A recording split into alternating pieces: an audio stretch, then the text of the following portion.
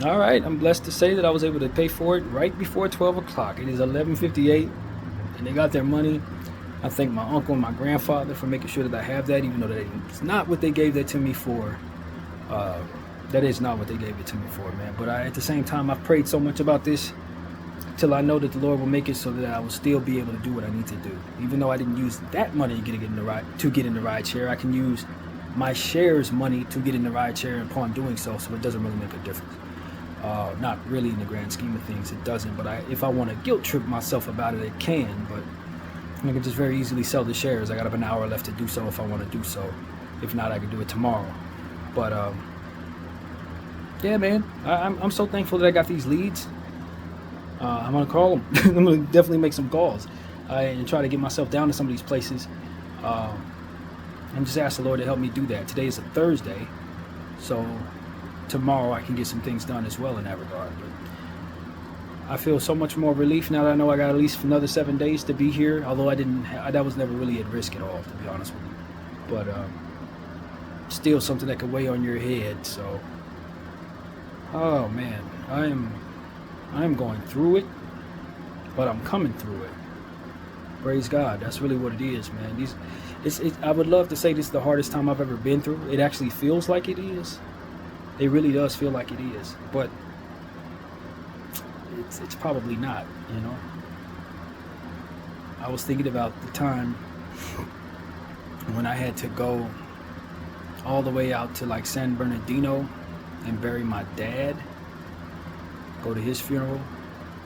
That was particularly hard because of the particulars that had to do with my mom just having passed 9 months before that. And then just the trip itself, to be honest with you. Going wasn't as difficult. It was a nice drive there. But when I started getting close to there, that's like maybe a mile or two out, I started feeling my steering wheel alignment messing up. As in, it started to get stiff on me, the wheel itself.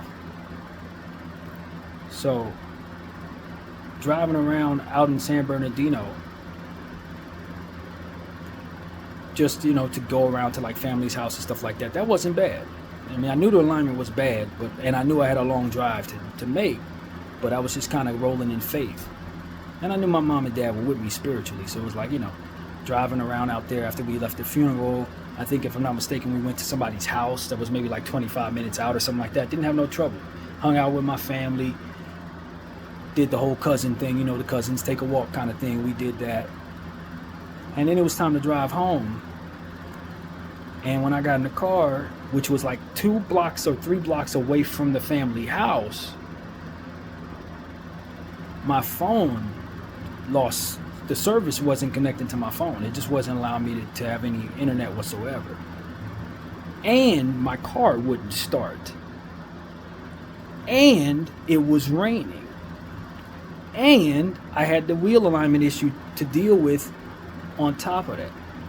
And I remember that moment being one of the hardest moments of my life. Because it was those dark type of streets. I was however many miles away from home. And I didn't know how far I had walked to get to my car. Somehow I found my car, but if I were to get out of the car and try to find my way back, it was basically pitch black. Pitch black. I don't even know how I got there, because we had taken that walk. And you know how that is with your cousins, So it was like, I knew I wasn't 100% ready to drive, but myself was going to get on the road anyway, kind of defiant. And I guess that was the Lord telling me you need to sit back and chill. But I remember feeling a great deal of panic, because I'm like, okay, I don't know how to get back to their house, and I'm not about to get out this car without my phone being able to be used. I can't call them to say, okay, can y'all come to where my car is, pick me back up, because the car won't start. So I was kind of just stuck. And I remember just sitting there like, okay, so the phone ain't working and the car won't start. And I'm 200 plus miles away from home in pitch black darkness. The best thing I can do for myself is just sit here, maybe nap in the car until daytime, and I can find my way back to their house in the morning. If my phone won't get any service for me to call it, or if my car won't start now. And even if the car starts, how the hell am I gonna find my way home without service?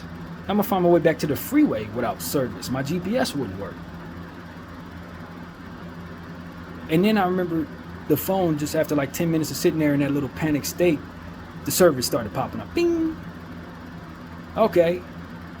Somewhere in there, the car started too. It's like around the same time that the service came on, suddenly I was able to get the ignition to start, because that's what was happening. My ignition wouldn't actually, I would turn the ignition and it wouldn't do nothing.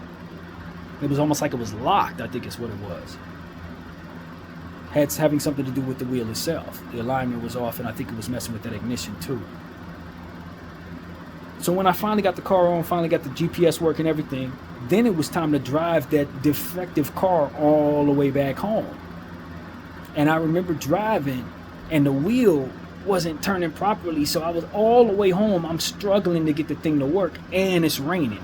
And then it started raining harder, and there was a certain road that you needed to be able to twist around. It only had like one lane going one way, and you had to twist. And I just remember feeling my car rearing, I don't know if you know if that's the right word, but kind of swerving to the left as I'm trying to keep it right to stay on the road. And that lasted a good 25 to 30 minutes in the rain. I could barely see. I don't know how I got home. I legitimately don't know how I got home. That might have been the most tough thing I can think of right now. Just in terms of like, yo, I'm going through it. This is crazy. How am I going to do this? That was one of the toughest times I ever got. And when I finally pulled into that apartment at Lenox, after that long, troubling drive home and all that anxiety, I just remember thanking God so much for getting me home. Ended up getting the car fixed and all that. Didn't have any trouble with the car for a while after that. But that was the toughest time I could think of right now. This ain't as tough as that, even though these are more strenuous circumstances. That hit me hard. There was a lot of panic, and I was already just coming back from burying my dad that night, so I was already had a lot on my mind, clearly. My mom had just died too, so it was like, that was the hardest time I could think of. Of course, Mom passing away was difficult too, obviously, but the circumstances surrounding her passing was almost like it was a relief. She was going through so much suffering, and I had been dealing with the fact that she was going to pass. To the last time I saw her, she was in so much pain. It was such a horrible thing to see her like that. I remember sitting there at the end of that night after seeing my mom's like that, talking to my friend T, same homie that I talk to now. I tell you, always there, talking to him, telling him, bro, honestly, I'm ready for her suffering to end. This ain't the same type of feeling as, oh my God, my mommy's gonna die. No, it was more like, no, this is ridiculous, God. Take her home. That's how I felt when my mom passed away. So when I got the call, I was almost like relieved in some weird way, because I was so sick of her suffering. Like it was absolutely absurd. That's how much suffering she was going through in the final days of her life. It was like that woman didn't deserve that at all, not even close. And I was kind of angry at the Lord for not taking her sooner and having her sitting there and all that suffering. So that was the vibes around my mom's passing, to be honest with you. Even though I dreaded that my entire life, most of what my anxiety about was always about her mortality and whether or not I could handle that. But when it finally happened, it was like, this is actually a relief. This is actually what I would prefer. She's suffering entirely too much, and her body is too far gone to ever recover from where she was at. And so that's what the truth was about my mom's passing. I can tell y'all, man, I've been through a lot, man. And this is just another one of them things. That's all this is. It's just another one. And that's why I be telling people I'll be ready to quit, because I'm tired of this type of stuff. I really am, man. You go through enough of this in your life, and you don't have enough to weigh against it, like a family and a career and all the money and stuff like that. You don't have none of that, and you're just sitting here and stuff still continues to be rough every couple years. You just get to a point like, bro, what's next? You sure you want to do this? You almost feel the same way about yourself as you did about your mom when she was suffering. Not to that degree, but it's the same vibe. It's like, you sure you don't want to take me in my sleep so I can like be relieved of all this? I be thinking that all the time, man. But at the same time, I also know I could do a lot of good. I'm so thankful that I survived a lot of that stuff. I'm thankful I survived that ride home from my dad's funeral, because now I've done so much since then that I think can really be helpful, that I'm proud of, art and stuff like that I always tell y'all about, that I'm really excited about, that I didn't even know I could do in those times. If my life would have been cut down, I would have never found out I was an artist. Not that way anyway. I had to literally discover that. And who knows what else is gonna, who knows what the art gonna do. Maybe getting through this will help me get to the stuff that I want. The stuff that I'm saying that I would love to weigh against these troubles that are just not present. So that's what I'm saying to you guys, that I've been through enough to know that living through your life will lead you to some things that you do appreciate, even if some more crap is around the corner, which it usually is. You know, it says in this devotional that I read, if you're looking for a life devoid of troubles, you're not going to find that. But you can find happiness too, and strength from within those struggles, or something along those lines. And that's true too. So I do want to fight my battle, but I can tell you this, I really am tired of damn struggles. I'm not going to be the guy sitting up saying, God, why did you take me home? I doubt it. I doubt it. I don't think anybody has to feel sorry for me if for some reason something goes wrong in my life and I pass away. Don't feel bad for me. I'm tired of this. I'm literally tired of this. But that don't mean I want to go. I don't want to quit. I don't want to put people through nothing, you know what I mean? Having to mourn me or whatever. I don't have any interest in that. You know, my friends and the people that love me really genuinely want to see me keep on going. And I'm with that. But I can tell you right now, for all these struggles that I've been going through and the heaviness that it weighs upon my spirit, he can take me anytime. And I promise you, I'm not going to be mad about that. I'm really not. Now, if he wants to make things better and then take me, that could change things. Like, yo, I finally got my family in that croak. That sucks. All the suffering I've been doing, I want to enjoy the good. And there ain't no guarantee that's going to be the case. Especially since I'm already 40 next year. But I can tell you right now, man, some of these damn struggles and some of these mental hurdles and stuff like that, bro, anytime he wants to take me up out of here, I'm probably going to be like, let's go. Let's go, bro. I kid you not. And this is the reality of my existence, man. It's been like that the whole time. A lot more bad than good, to be honest with you. A lot more bad than good. But the good is good. So, you know, that's what it is, man. I just want people to know, like, a lot of times to get ourselves out of these circumstances, the only way people know how to get themselves out of step on other people, put their mortal soul at risk, so to speak. And I try my best not to do that. I tried my best not to align with that, because I wasn't raised to. You know what I mean? A lot of times people do that stuff not because it's just naturally in their heart, but because they've been taught how to do bad, and it works for them until it doesn't anymore. Raised in households and families. Maybe you were raised in a family where people just did wrong. And wrong ain't wrong in y'all family because you weigh that against the suffering. So it's like, man, I'll step on you to keep from being poor. Because our poor wasn't worth living no more. I get that. But all you're going to do is coerce yourself into everlasting suffering. And that is not a good way to go. That's bad math. But see, maybe you're raised in a family where you don't believe in everlasting suffering. As to which you're going to be caught off guard by that. That's why I try to help people with that. That everlasting suffering. That after life is over, then the suffering begins type of stuff. That ain't worth it, man. A lot of y'all are foregoing some of this living suffering that I'm dealing with in these circumstances. But you're going to coerce your spirit into suffering forevermore, man. And I'm telling you, ain't worth it. It's not worth it at all. And anything that's coercing you, whether it be norms in your family or norms in your community or stuff that y'all just convince yourself to do because you're sick of suffering, trust me, your suffering's just starting, fam. You're only prolonging that suffering. That's what I know. Based on what it is that I do in my own life, and God be punishing me, so I know he exists. I be prolonging my own suffering in the way that I operate. If you check out Red, you'll know I discovered that. But one thing I don't want to do is just lead people in the wrong direction so that they end up coerced into everlasting suffering after life. I expect that because of how I've lived, I can go home in my life and not suffer anymore. Now, I could be wrong. Maybe I find out the Lord wants to put me in hell for not finishing properly, or not some of the stuff that's already been done that I shouldn't have did. I don't know how he wants to go about that. But judging by how he's allowing me to find grace in circumstances, I don't feel like he has an everlasting hell for me. I really don't feel that way. Unless I start doing stuff wrong for him here. But as far as if I croak right now, I think I go to a good place. I think so. But just the same, it's like, how much suffering do you have to do while you're in your living body?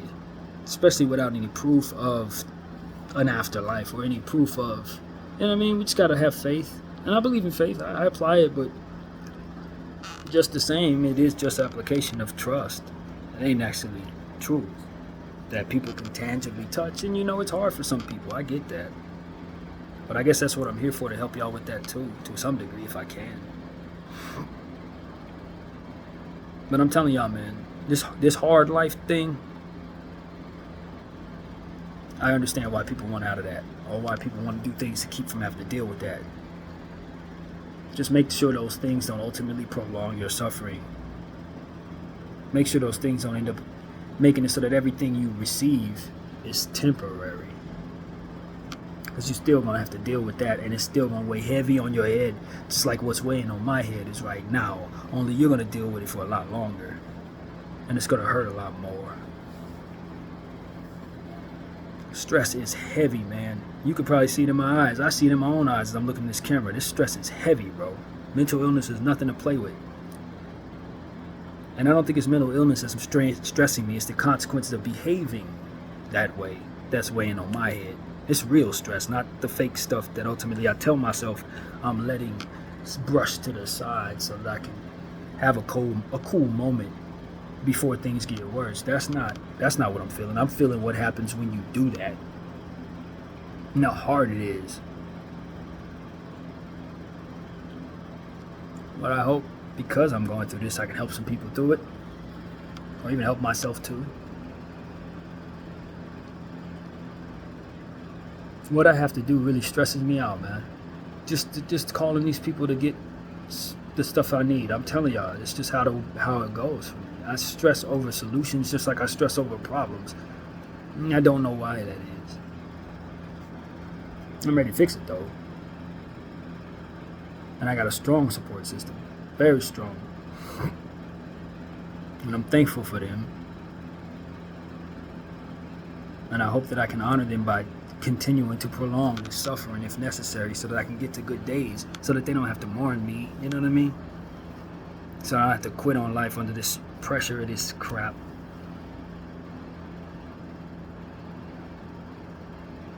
I don't know where I'm gonna live next week. I don't know where I'm gonna be. It ain't gonna be as simple as handing them some more money and then staying there for another 7 days after this. 21st is the end of the contract, whether you got more money or not. And I'm not necessarily in a place where I know where I'm going to go, but I am so thankful for these leads right here that can really help with that. It came out of nowhere. I know that's a blessing. So I know I don't have to fear calling those people or going into these places, because it came out of nowhere and it came when I needed it. So it's definitely blessed. So I'm going to trust that. I'm going to trust that for real, and I'm going to make sure I do what I need to do to overcome these fears and this stress and these conditioning of my mind that allows me to stay away from stuff like that, thus making it more stressful because I don't deal with stuff like this.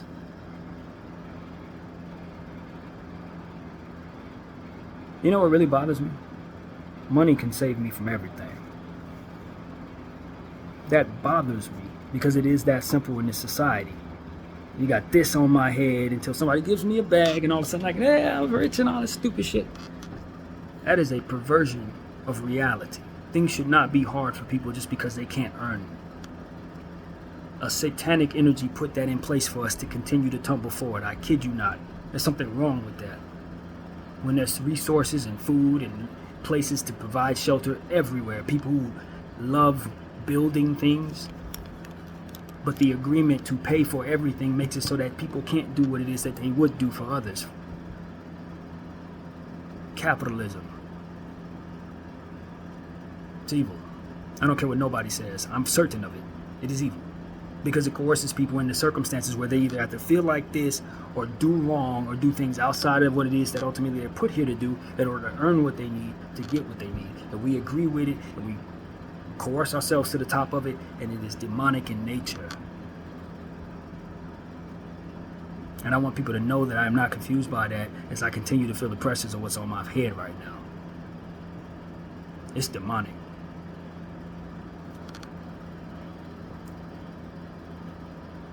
But it's how we move. We're in an evil society with evil people doing evil things all over the place, and the only thing you can do is either not do what they do and suffer the ills of it, or go along with the road and take back whatever blowback comes with doing what it is that everyone does to get money, man. It is what it is. You either suffer the ills of doing stuff you don't want to do, get lucky and be successful in the things that you're great at, or do the stuff that the people in the dark do to get the paper.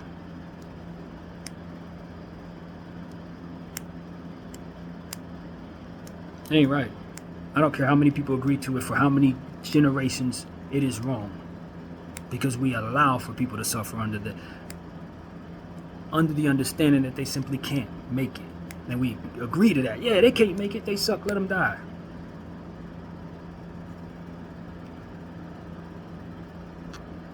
Only to find ourselves meeting the Lord at the end of our lives, and He's going to tell us, each and every one of us, that was not what He wanted. Each and every one of us. That you should have been more willing to give instead of just earning and hoarding. It was wrong the whole time.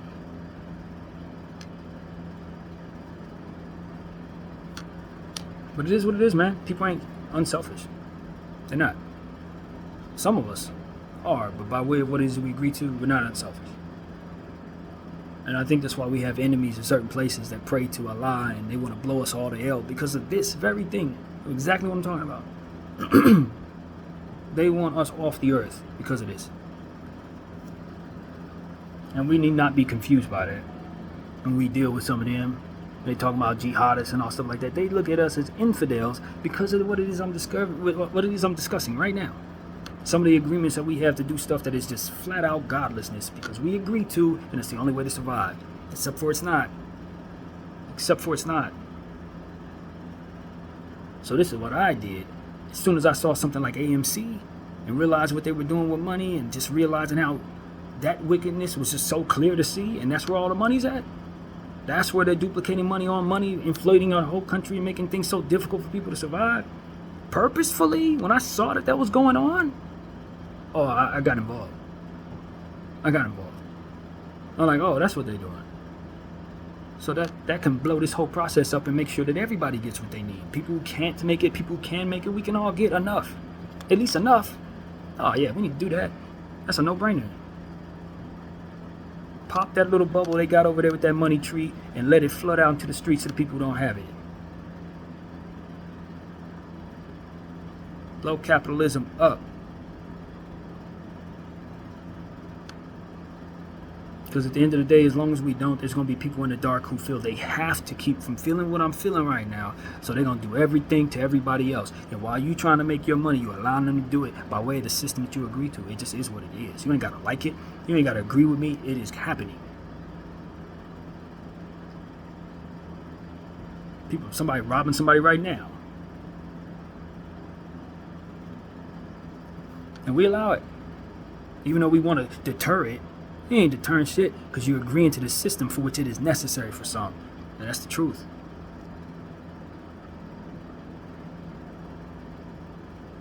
People doing things they ain't meant to do. So they can keep from feeling what it is I'm feeling right now in poverty. Or worse, much worse. Mind you, my poverty ain't real poverty. You look at what's going on in these African countries where we getting our minerals and stuff like that. That's real poverty. Where they're paying 5 cents for something they're gonna sell for 5 million. That's poverty. And it's not of God, man. I don't know what we're gonna do that's gonna replace this crap, but we gotta figure something else that doesn't allow us to funnel ourselves toward the enemy, because we are building his army just by default. People are going to hell just by default.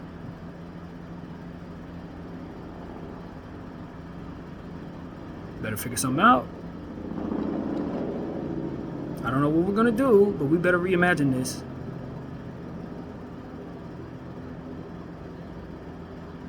So that's pretty much where I'm at with that, man. I'm gonna do whatever the Lord will allow me to do, whatever my brain will be able to accept and go forward with in the red, so to speak. I'm gonna try. I'm gonna freaking try, man. And by the grace of God, I will succeed. Try to survive this capitalistic society in 2023. My name is BDF 44. I thank you all for watching.